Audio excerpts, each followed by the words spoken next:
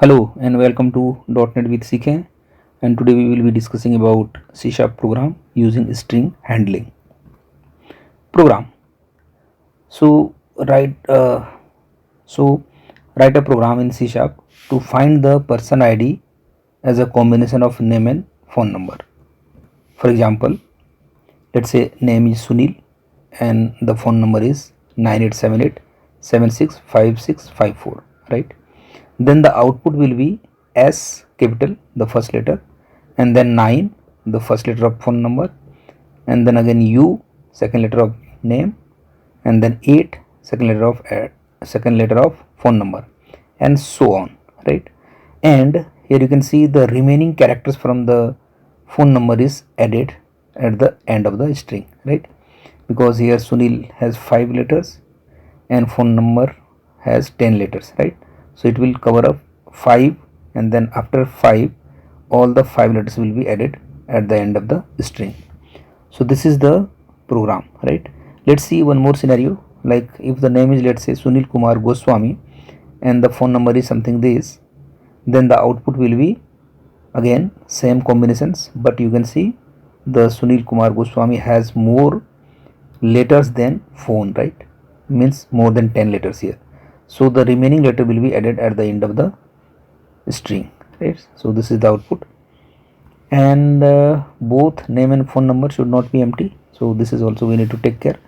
So let's quickly jump into the Visual Studio and look at it in action.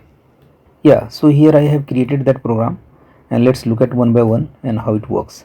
So the first line is like enter your name, and I'm storing it in a name variable, right?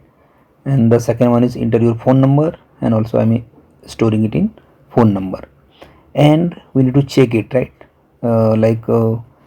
This is the static method of string class or string object. So now you can see I am checking it like is null or empty, like the name or the phone number, right? If any one of the thing is empty or null, then it should not proceed further. It should just print on message like name and phone number cannot be null or empty, and then it should return, right?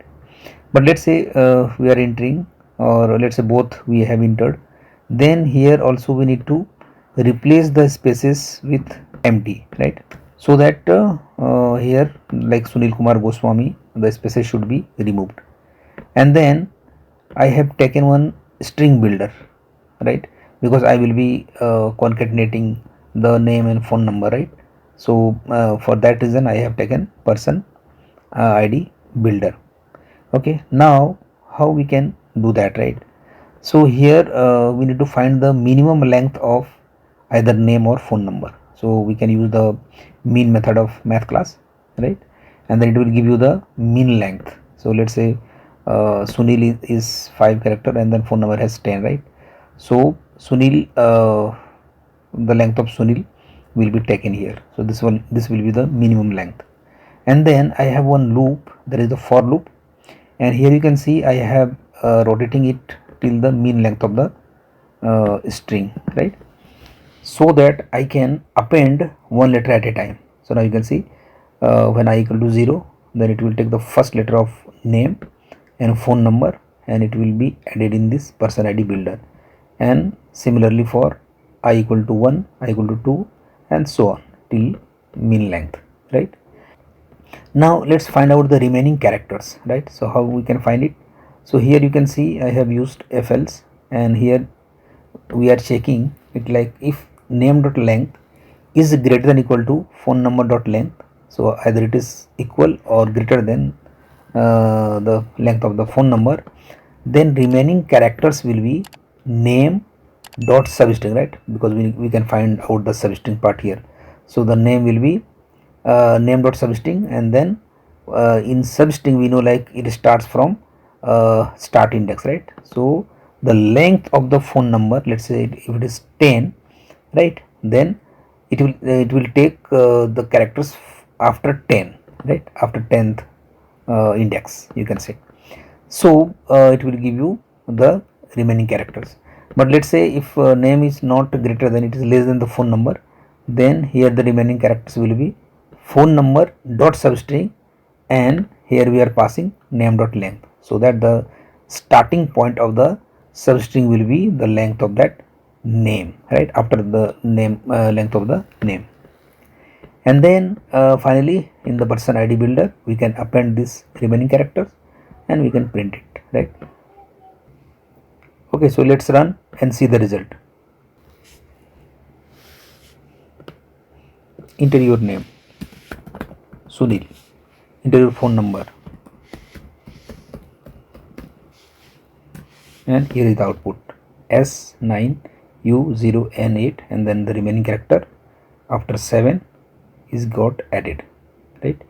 So this is the one scenario. And let's say again I am showing you the another scenario. Let's say Sunil Kumar Goswami, and then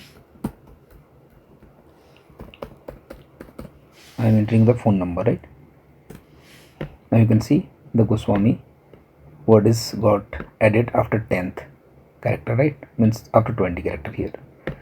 So this is the output. And one more scenario is there. Let's say if I'm entering something wrong or empty, right, for example let's say I'm hitting it and then I'm entering some phone number, so it will show me like name and phone number cannot be null or empty. Okay, so this is the case. Yeah, that's it for today, and I will see you in the next video. Thank you.